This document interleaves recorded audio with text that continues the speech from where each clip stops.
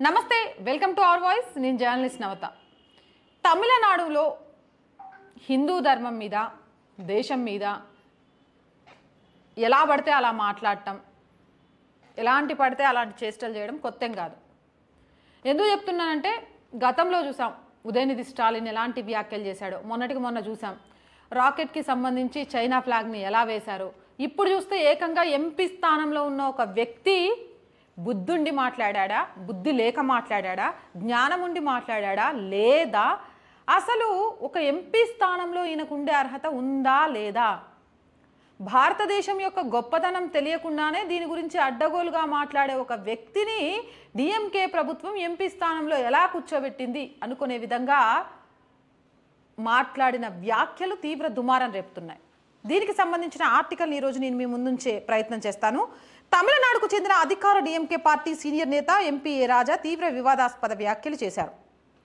భారతదేశం ఎన్నడూ ఒక దేశం కాదని, అది ఒక ఉపఖండం అంటూ ఆయన చేసిన వ్యాఖ్యలు రాజకీయ దుమారం రేపాయి. మరోవైపు జై శ్రీరామ్, భారతమాత అనే బీజేపీ సిద్ధాంతాలను తమిళనాడు ఎన్నటికీ అంగీకరించబోదని పేర్కొన్నారు. రాజా వ్యాఖ్యలపై బీజేపీ తీవ్రంగా స్పందించింది. రాజాను వెంటనే అరెస్ట్ చేయాలని డిమాండ్ చేసింది. డిఎంకే నేతలు వరుసగా విద్వేష వ్యాఖ్యలు చేస్తున్నారని, భారత్ గుర్తింపును కించపరచడం, భారత విశ్వాసాలను, హిందూ దేవతలను బహిరంగంగా అవమానించడం వారి ఎజెండాగా మారిందని మండిపడింది. మరోవైపు రాజా వ్యాఖ్యలతో ఏకీభవించడం లేదని, ఎవరైనా మాట్లాడేటప్పుడు సంయమనం పాటించాల్సిన అవసరం ఉందని కాంగ్రెస్ పేర్కొంది. మదురైలో మంగళవారం జరిగిన ఓ సమావేశంలో రాజా మాట్లాడిన వీడియో వైరల్గా మారింది.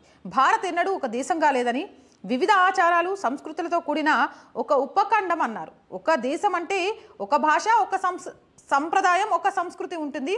అలాంటి లక్షణాలు ఉంటేనే ఏదైనా ఒక దేశం అవుతుందని వ్యాఖ్యానించారు. ఈ రాజా అనే ఒక వ్యక్తికి మన భారతదేశం యొక్క గొప్పతనం, మన రాజ్యాంగం యొక్క రాసి ఉన్న అంశాలు కొంచెం కుసబెట్టి చెప్పండి. నిజమే, స్వతంత్రం వచ్చిన టైంలో మత విశ్వాసాలను, మా మతానికంటూ ఒక దేశం కావాలి అని చీలిపోతుంటే, చీలిపోయినా పర్వాలేదు, మీ సావు మీరు సావండి, కానీ మా దేశంలో ఎవ్వరు వచ్చినా సరే హక్కున చేర్చుకుంటాం అంటూ అందరూ కలిసి, అన్ని సంస్కృతులు, అన్ని సాంప్రదాయాలు కలిసి భారతదేశంలో ఉండనిచ్చారు కదా. అందుకే ఈరోజు ఇలాంటి వాళ్ళు మాట్లాడగలుగుతున్నారు. దాని గొప్పతనం అర్థం కావట్లేదా?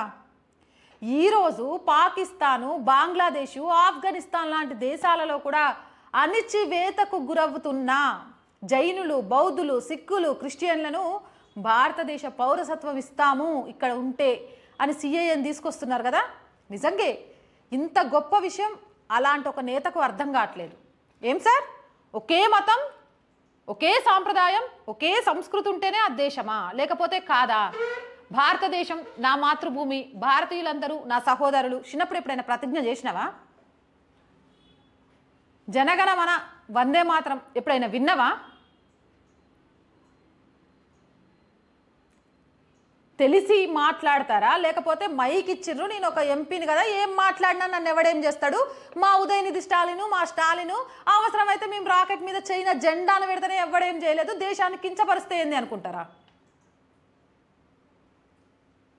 ఎన్ని సంస్కృతులున్నా వాటన్నిటినీ గౌరవిస్తూ, ఎన్ని మతాలున్నా వాటన్నిటికీ కావాల్సిన సదుపాయాలు కల్పిస్తూ, భిన్నత్వంలో ఏకత్వాన్ని చూపిస్తే గొప్ప సంస్కృతి సాంప్రదాయం నా దేశానికి మాత్రమే ఉంది, మా దేశానికి మాత్రమే ఉంది.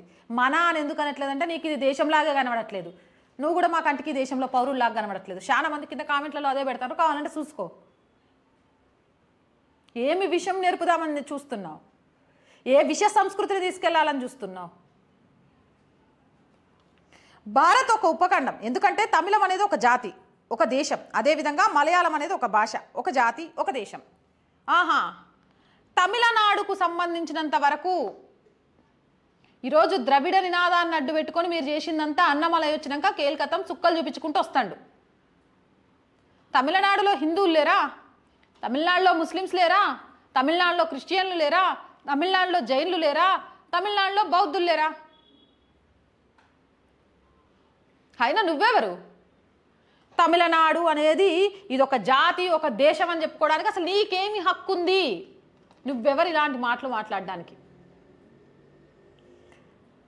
మలయాళం అనేది ఒక భాష, ఒక జాతి, ఒక దేశం. ఒరియా కూడా ఒక జాతి, ఒక భాష, ఒక దేశం. ఇలాంటి జాతీయ భాషలన్నీ, జాతీయ జాతులన్నీ కలిసి భారత్ని ఏర్పాటు చేశాయి. ఇలాంటి జాతులన్నీ కలిసి భారత్ని ఏర్పాటు చేశాయి కాదు. ఏ మత ప్రాతిపదికన వాళ్ళు విడిపోతున్నా అందరూ కూడా భరతమాత ఒడిలో బిడ్డలే అని భరతమాత స్వాగతించింది. తెలుసుకోలేకపోతే కొంచెం చరిత్రను తిరిగి చదువు. మీలాంటి వాళ్ళ వల్లే కదా, మీలాంటి వాళ్ళ మతోన్మాదాన్ని బుర్రలో జొర్రిచ్చే కదా ఈరోజు అఖండ భారత్ ముక్కలవ్వడానికి కారణమైంది. సరిపోలే, ఇంకెంత చీల్చుతారు భరతమాతని అనిపిస్తలే. ఇజ్జత్ తప్పే కావచ్చు ఇలా మాట్లాడటం, కానీ వీళ్ళు మాట్లాడే వ్యాఖ్యల ముందు చాలా తక్కువ అనిపిస్తోంది. కలిసి ఉంటే కలదు సుఖం. ఒక్కొక్క కర్ర ఒక మూటగా ఉంటే ఇరగ్గొట్టడం కష్టం, కానీ ఒక్కొక్కటిగా విడివిడిగా ఉంటే ఇరగ్గొట్టడం ఈజీ అనేది మనం పాకిస్తాన్ విషయంలో, ఆఫ్ఘనిస్తాన్ విషయంలో చూస్తూనే ఉన్నాము. బలంగా ఉన్న దేశాలు ఏం చేస్తున్నాయో. అయినా కూడా ఒక ఆర్థిక శక్తిగా, ఒక ఆయుధ సంపన్నిగా భారతదేశం ప్రపంచ దేశాలనే గడగడలాడిస్తుంటే మళ్ళీ దీన్ని ఒక్కొక్క ముక్కగా, ఒక్కొక్క కర్రగా విడగొట్టాలని చూస్తుంటే ఇలాంటి వాళ్ళని చూసి మతి భ్రమించిందా, అనబుద్ధి కాకుండా ఎలా ఉండాలనిపిస్తుంది. సరిపోలే. ఈరోజు భారతదేశంలో ఉన్న ప్రతి ఒక్కరికి దేశం మీద ప్రేమ, జై శ్రీరామ్ అని చేస్తున్న నినాదాలు వెలక్కాయ గొంతులో అడ్డం పడ్డట్టయి వీళ్ళకి ఏం చెయ్యాలో అర్థం కాకుండా విద్వేషాలను రెచ్చగొట్టే ప్రయత్నం చేస్తున్నారు. మొన్నటిదాకా ఉత్తర దక్షిణం అన్నారు, అంతకుముందు శైవం వైష్ణవం అన్నారు, అంతకుముందు మతాలను తీసుకొచ్చి మైనారిటీ అనే ముసుగు చేసిండ్రు. ప్రతిసారి ప్రతి ఎన్నికలకు ముందు ఏదో ఒక అంశాన్ని తీసుకొచ్చి ఆ అంశాన్ని అక్కడి నుంచి ఆగిపోకుండా విద్వేషాలను రెచ్చగొట్టడానికి చివరి దాకా ఎంతవరకు ఉపయోగించవచ్చు అనే దాన్ని ఉపయోగిస్తూనే ఉన్నారు. దీనివల్ల ఏం జరుగుతోంది, ఎవరికి లాభం?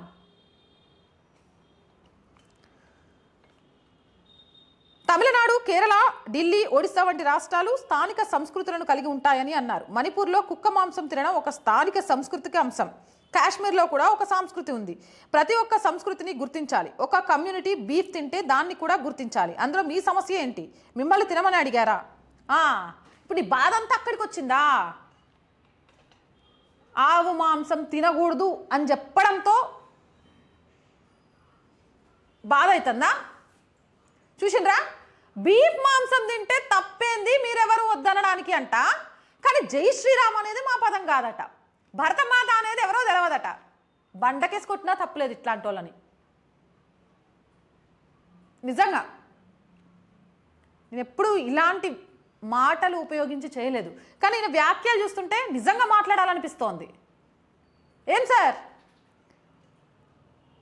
బీఫ్ తింటే తప్పేంటి, దాన్ని గుర్తించాలి, మీ సమస్య ఏంటి, మిమ్మల్ని తినమని అడుగుతానరా? మిమ్మల్ని ఎవడైనా జై శ్రీరామ్ అనమన్నారా? ఎందుకు గింజుకుంటారు? జై శ్రీరామ్ అనే వాళ్ళని చూస్తే ఎందుకు ఉడుక్కొని చచ్చిపోతారు? అది తప్పనిపించలే మీ కంటికి? కానీ జై శ్రీరామ్ అంటాం తప్పనిపించిందా? ఏ దేశంలో ఉంటారు బాయ్ మీరు? తెలుస్తుందా? తల్లి పాలు తాగి రొమ్మును కొడతారంటారు చూసినా, మీలాంటి వాళ్ళే. అర్థం పర్థం లేని వ్యాఖ్యలతో మీరు మాట్లాడే మాటలు వింటుంటే చాలా మంది వీళ్ళని ముందు సస్పెండ్ చేసేయండి అని అంటారు. కానీ మరి డిఎంకే ఎందుకు చేస్తుంది? వీళ్ళకి మంచిగా ఇలాంటి మాటలన్నీ మధుర వాక్యాల్లాగా అయినబడి నిద్ర వచ్చినట్టు జోలపాట్లాగా కనబడతాయి కదా. అది వైవిధ్యంలో ఐక్యత. మనలో ఉన్న భిన్నత్వాలను గుర్తించాల్సిన అవసరం ఉంది అని రాజా పేర్కొన్నారు. భిన్నత్వాలను గుర్తించిన ఆ భిన్నత్వాలన్నీ కలిపి ఏకత్వంగా బతకాలి. అదే మన భారతదేశం, మా భారతదేశం. భిన్నత్వాలన్నీ కూడా ఏకమై ఏకత్వంలో బ్రతకడమే ఈ భారతదేశం యొక్క సంస్కృతి సాంప్రదాయం. ఫస్ట్ అది తెలుసుకో. ఎన్ని భిన్న మనస్తత్వాలైనా ఉండని, ఎన్ని భిన్న మతాలైనా ఉండని, ఎన్ని భిన్న సంస్కృతులైనా ఉండని, ఎన్ని భిన్న సాంప్రదాయాలైనా ఉండని, కానీ దేశం విషయంలోకి వచ్చేసరికి ఆ భిన్నాలన్నీ కలిపి ఒక ఏకంగా మారుతాయి. ఆ గొప్పతనం భారతదేశాంది. మీలాంటి చెత్త రాజకీయ నాయకులు రాజకీయ లబ్ధి కోసం చెడగొట్టే ప్రయత్నం చేయకండి. భారతదేశం కూడా ఉండదు. అబ్బా ఈయన అనుకుంటే భారతదేశం ఉండదట. మస్తు మంది ట్రై చేస్తుంటేనే ఏడికాడికి చెక్కు పెట్టి భారతదేశం వైపు కన్నెత్తి చూడాలన్నా భయపడేలాగా చేస్తారు. నువ్వు చెప్పంగా అబ్బో భారతదేశం ఉండదని భయపడిపోతారు. మళ్ళా లోక్సభ ఎన్నికల తర్వాత తమిళనాడులో డిఎంకే ఉండదని ప్రధాని మోదీ చెప్పారని, అలాంటప్పుడు భారతదేశం కూడా ఉండదని రాజా వ్యాఖ్యానించారు. నాకు తెలియక అడుగుతా, ఎన్నికల తర్వాత డిఎంకే ఉండదు అని ప్రధాని మోదీ అన్నారు అనుకో, నువ్వెవరిని అనాలి? ఎట్లుండదు మీ బీజేపీ ఎట్లుంటుందో చూస్తా అనాలి. దీనికి భారతదేశానికి ఏం సంబంధం బై? దేశాన్ని ఎందుకు గుంజుకొస్తావు? అంటే ఈ దేశం కోసం బీజేపీ ఒక్కటే ఉందా? మీరంతా కూడా మీ రాజకీయ పార్టీలు మీ సీట్ల కోసం మాత్రమే ఉంటారా? చెప్పు జరా. బీజేపీ ప్రధాని అభ్యర్థి ప్రధానమంత్రి నరేంద్ర మోదీ డిఎంకే ఉండదు అని చెప్పిన వ్యాఖ్యలకు భారతదేశం ఉండదని నువ్వు బెదిరించే ధోరణికి సంబంధం ఏంది? నువ్వెవరు భారతదేశం ఉండదని చెప్పనీకి? నీకేం హక్కు ఉంది? ఏం చూసుకొని చెప్తున్నావు? అసలు నీ వెనక ఎవరున్నారని చెప్తున్నావు? ఈ దేశంలో వండుకుంటూ ఈ దేశ జనాభా కట్టే ట్యాక్స్ని ఎంపీగా జీతం తీసుకుంటూ ఈ దేశం మీద పడి మేస్తూ ఈ దేశం ఉండదని మాట్లాడుతున్నావు.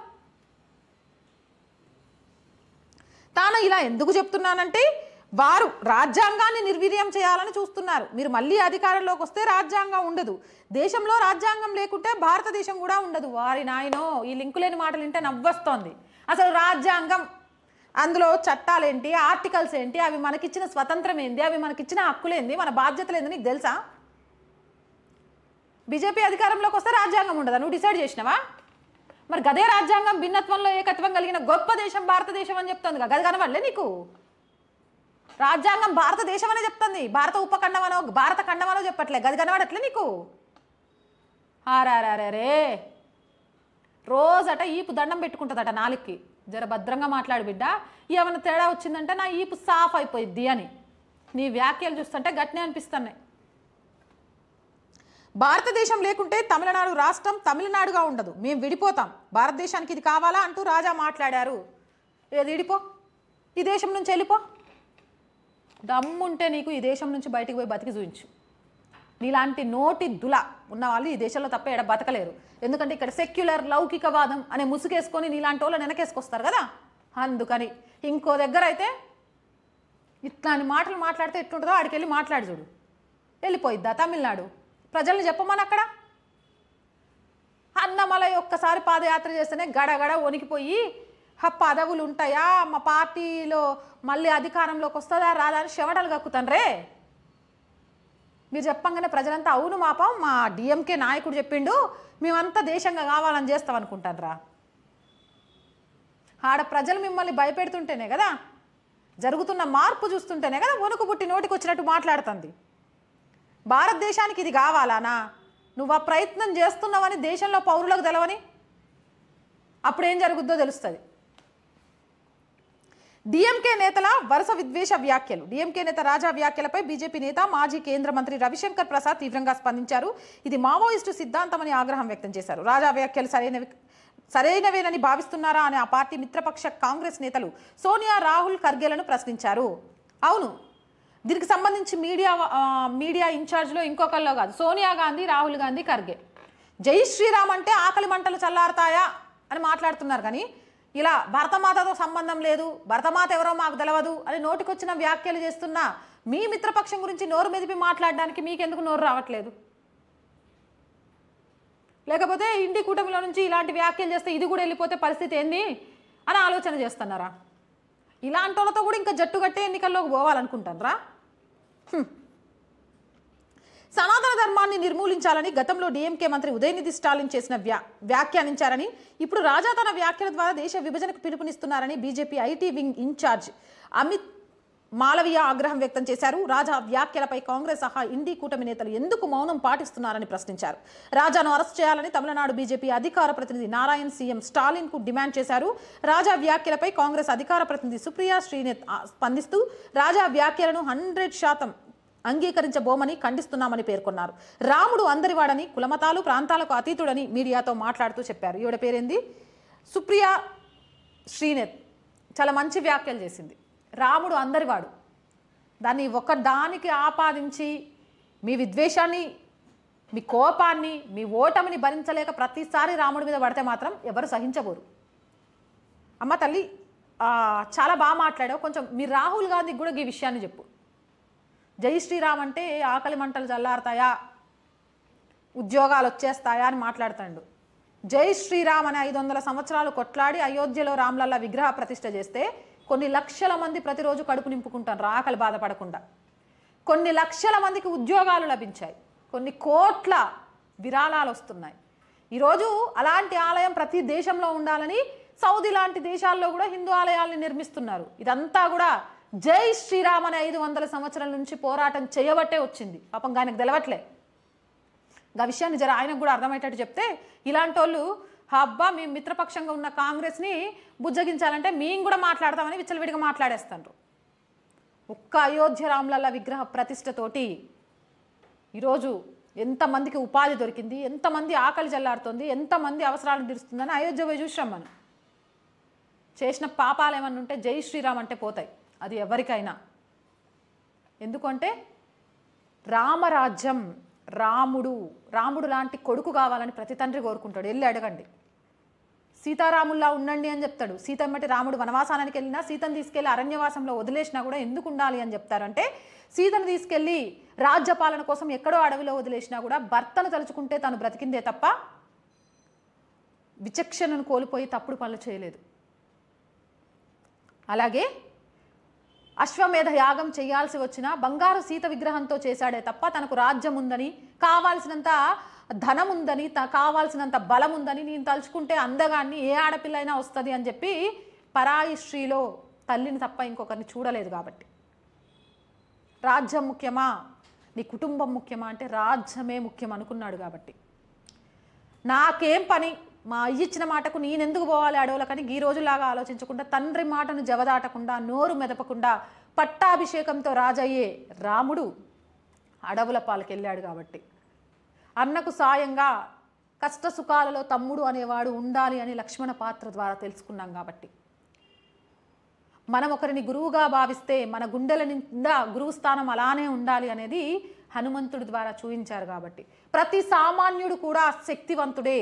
తన శక్తిని ఎదుటి వాళ్ళు చెప్పడం ద్వారా, గుర్తించడం ద్వారా ఏదైనా సాధించవచ్చు, అవసరమైతే సముద్రాన్ని కూడా దాటొచ్చు అని చెప్పింది ఆంజనేయ స్వామి ద్వారా. వాలి సుగ్రీవులను అన్నదమ్ములు అన్నది ఈ దేశంలో కులాలెన్నున్నా మతాలెన్నున్నా రాజ్యంలో రాజుకు అందరూ ఒక్కటే అని చెప్పడానికి ఎన్ని నేర్చుకోవచ్చు. పరమశివ భక్తుడు, బంగారు లంకాధిపతి, పరాయి స్త్రీని చూస్తే మాత్రం కుక్క చావు చేస్తాడు. ఆయనే కాదు, ఆయన వంశ పతనానికి కూడా కారణం అవుతుంది. అందులో మంచిని నమ్మిన ఒక తమ్ముడు తప్ప చివరికి భార్య కూడా అసహ్యించుకుంటుంది అనే విషయాన్ని రామాయణం ద్వారా తెలుసుకోగలిగిన కప్ప. రాముడు పుట్టుకతో దేవుడు కాలేదు, తాను అవలంబించిన విధానాలు తనని దేవుణ్ణి చేశాయి. అది తెలుసుకోలేక నోటికొచ్చినట్టు మీ వెనక సొత్తో మీ ఇంట్లో ఇంకేదో అనుకున్నట్టు మీ నోటికొచ్చిన వ్యాఖ్యలు చేసుకుంటూ పోతారు దాని మీద. రాజా తన ప్రసంగంలో రాముడు భరతమాత గురించి వివాదాస్పద వ్యాఖ్యలు చేశారు. బీజేపీ చెబుతున్నట్టుగా మీరు ఇది దేవుడని, ఇది జై శ్రీరామ్ అని, ఇది భరతమాతకి జై అని చెప్తే మేము కానీ తమిళనాడు కానీ భారతమాత జై శ్రీరామును ఆమోదించబోమన్నారు. భరతమాతను ఆమోదించలేనోడివి భారతదేశంలో ఉండి ఏం చేస్తావబ్బా? పోరాదు. ఏ పాకిస్తానో, ఆఫ్ఘనిస్తానో, లేకపోతే ఇంకొక దేశమో. నీకు ఇక్కడ ఈ దేశాన్ని ఆమోదించడానికే ఇష్టం లేనోడివి ఇక్కడ ఎందుకు? నేను ఇవాళ ఒక సర్వే పెడతా. తమిళనాడు ప్రజలు జై శ్రీరామ్ అని చెప్తే కానీ, భరతమాత అని చెప్తే కానీ ఆమోదించరా అనే విషయం. తమిళనాడులో తెలుగు వచ్చిన వాళ్ళంతా మీ భాషలో అక్కడ ఉన్న వాళ్ళందరికీ చెప్పి అది ఈయన మాట్లాడిన మాటల విషయంలో అక్కడ ప్రజల విశ్వాసం ఏంటనేది తెలిసేలాగా చేద్దాం. రాముడికి శత్రువెవరు? సీతతో కలిసి రాముడు అడవులకు వెళ్ళాడని మా తమిళ టీచర్ చెప్పింది. అతను వేటగాడని అంగీకరించాడు. సుగ్రీవుడు విభీషణులను సోదరుడిగా అంగీకరించాడు. అక్కడ కులం మతం లేదు. నాకు రామాయణం లేదా రాముడు తెలియదు, నేను దాన్ని నమ్మను. ఏమన్నా అర్థం పర్థం ఉందా ఈ వ్యాఖ్యలకు? రాముడికి శత్రువెవరా? రాముడికి శత్రువెవరు లేరు. సీతను అపహరించాడు, పరాయి స్త్రీ మీద మోజుపడ్డాడు కాబట్టే రావణ సంహారం చేయాల్సి వచ్చింది తప్ప రాముడికి శత్రువులు అంటూ ఎవరు లేరు. ఎవరైతే అన్యాయాలు చేస్తారో, ఎవరైతే అక్రమాలు చేస్తారో, ఎవరైతే దౌర్జన్యాలు చేస్తారో, ఎవరైతే పరాయి స్త్రీని కోరుకుంటారో వాళ్ళే రాముడికి శత్రువులు. ఎందుకంటే ఒక రాజుగాది తన బాధ్యత కాబట్టి. గా విషయం కూడా అర్థం కావట్లేదంటే గా దిమాకుందో లేదో నాకు అర్థం కావట్లేదు. సీతతో కలిసి రాముడు అడవికి వెళ్ళాడని మా తమిళ టీచర్ చెప్పింది. తమిళ టీచర్ ఏంది? ఏ టీచర్ అయినా అదే చెప్తుంది. సీతతో కలిసి రాముడు అడవులకు వెళ్ళలేదు, రాముడితో కలిసి సీత అడవులకు వెళ్ళింది, అది కూడా తెలియదు. తండ్రి మాట కోసం రాముడు వెళ్తే భర్త అడుగుజాడల్లో సీత అడవులకు వెళ్ళింది సార్. సీతను అడవుల్లోకి వెళ్ళమంటే సీతనక రాముడు వెళ్ళలేదు. మరి టీచర్ని కూడా నువ్వు అపహాస్యం చేస్తున్నావు, చెప్పింది నువ్వు ఎంత బాగా అర్థం చేసుకున్నావు వీడు అర్థమవుతుంది. అతను వేటగాడని అంగీకరించాడు. ఆయన వేటగాడ రాజా, ఆయన ఏం అంగీకరించాడు కదా, ఆయన నుంచి నువ్వేం నేర్చుకున్నావు చెప్పు. సరే ఆయన వేటగాడను ఇంకోడు అంగీకరించిండని నీకు తెలిస్తే రాముడు అనే ఒక వ్యక్తి ఉన్నాడని తెలిసింది కదా, అలాంటప్పుడు ఆయన గొప్పతనం కూడా నీకు తెలిసి ఉండాలి కదా. జై శ్రీరామ్ అనడానికి నొప్పింది. ఒకవేళ నీకు నొప్పి అయితే అనుకునే వాళ్ళ మీద నీకు ద్వేషమేంది? సుగ్రీవుడు విభీషణులను సోదరులుగా అంగీకరించిండు, గదే కదా రాజు గొప్పతనం. ఒక రాజ్యాన్ని వెళుతున్నప్పుడు లౌకికవాదం అనో సెక్యులరిజం అనో కొందరినే పట్టం కడుతూ మిగిలిన వారి మీద మిగిలిన ధర్మం మీద దాడి చేయడం రాజు కాదు. ఆ దేశంలో ఉన్న ఆ రాజ్యంలో ఉన్న కూలి అయినా బంట అయినా లేకపోతే మంత్రి అయినా సేవకుడైనా అన్నదమ్ముల్లాగా భావించగలగడమే రాజు గొప్పతనం. గది కూడా అర్థం కావట్లేదు ఇది మాకి. నాకు రామాయణం లేదా రాముడు తెలియదు, రామాయణం తెలవనప్పుడు మరి మా తమిళ టీచర్ చెప్పిందని ఎట్లా చెప్పినావు? నీకు రామాయణం తెలియదా, తెలుసు అని అంగీకరించడానికి నీ మనసు నీ పార్టీ ఒప్పుకోవట్లేదా అని రాజా పేర్కొన్నారు. నిజంగా భరతమాతను ఆమోదించని వాళ్ళని ఇంకా కూడా ఆ పార్టీ పక్కన పెట్టుకుంటే ఖచ్చితంగా ఆ పార్టీకి చరమగీతం తప్పదు. భరతమాతను ఆమోదించలేని వాళ్ళను ఇంకా అరెస్ట్ చేయలేకపోతే, ఇలాంటి వ్యాఖ్యలు చేసిన తర్వాత కూడా ఇంకా యాక్షన్ తీసుకోకపోతే నిజంగా కూడా ప్రజల్లో విశ్వాసం పోతుంది. భరతమాతను విశ్వసించలేని వాళ్లకు భారతదేశంలో ఉండే అర్హత లేదు అనేది ప్రజల వాదన. ఇలాంటి నాయకుల్ని ఇంకా పెంచి పోషిద్దామా ఓటు బ్యాంక్ ద్వారా అనేది మీరే ఆలోచించుకోండి. ఈ వీడియోపై మీ అభిప్రాయం ఏంటనేది కామెంట్ సెక్షన్లో తెలియజేయండి. ఇలాంటి మోర్ వీడియోస్ కోసం మన ఛానల్ని వెంటనే సబ్స్క్రైబ్ చేయండి. ఈ వీడియో నచ్చిందా లైక్ చేయండి, షేర్ చేయండి.